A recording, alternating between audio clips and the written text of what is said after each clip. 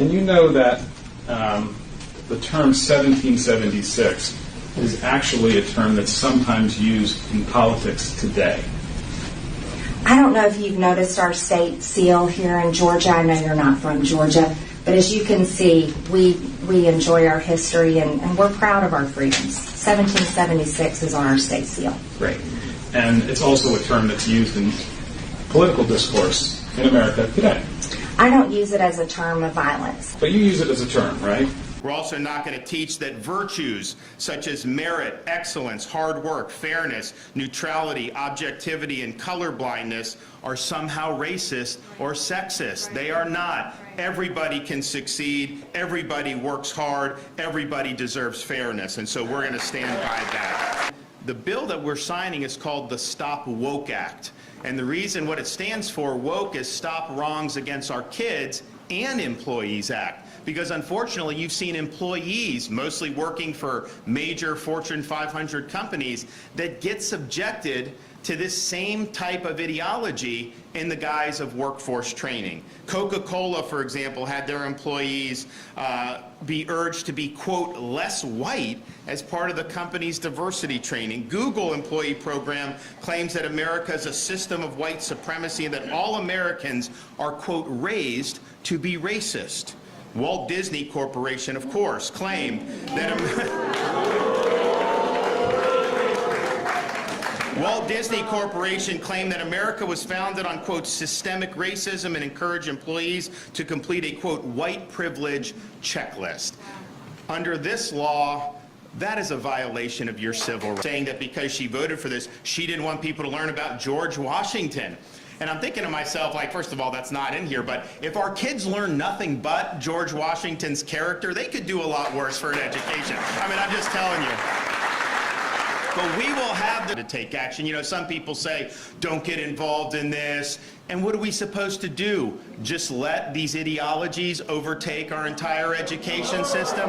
We're not going to do that. We are going to fight for what's right, and we are going to make sure that everybody's got a fair shot to realize their dreams and make the most of their God-given talent. So what about the CDC weighing in on a rental eviction moratorium? Now, the Supreme Court did take that up.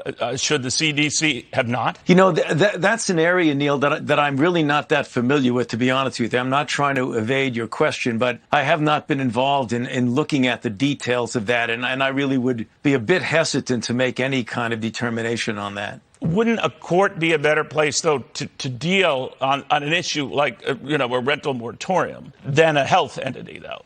You know, Neil, I really can't say on that because it's a different situation than what you asked me about regarding the public health dangers or not of being in a closed place in transportation. I would have to really go back and take a look at that before I make any statement about evictions. We're here today because we believe in education, not indoctrination.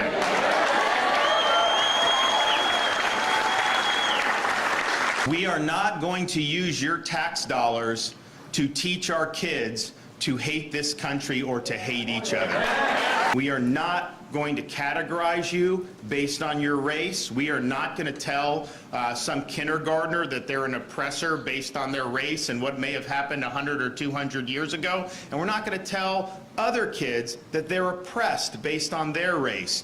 Don't let anybody tell you that you can't succeed in this state. Everybody can succeed. You actually will hear people lie about what we're actually doing in the bill, and they'll say they don't want you to learn about history and all the key things. Just understand, in the state of Florida, it is required in Florida statutes to teach about all segments of American history. You must teach about African American history. You teach, but what we will not do is let people distort history to try to serve their current ideological goals.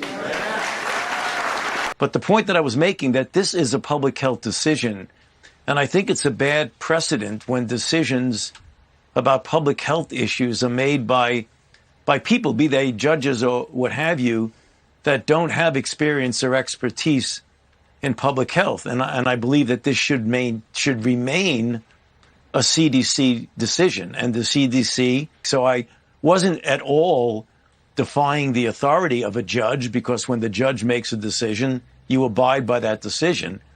I was concerned about the principle of having non-public health people making public health decisions. Across the country, hardworking Americans are paying the price for Joe Biden and House Democrats' war on American energy independence. Since Joe Biden's inauguration day, energy prices have skyrocketed by 81%.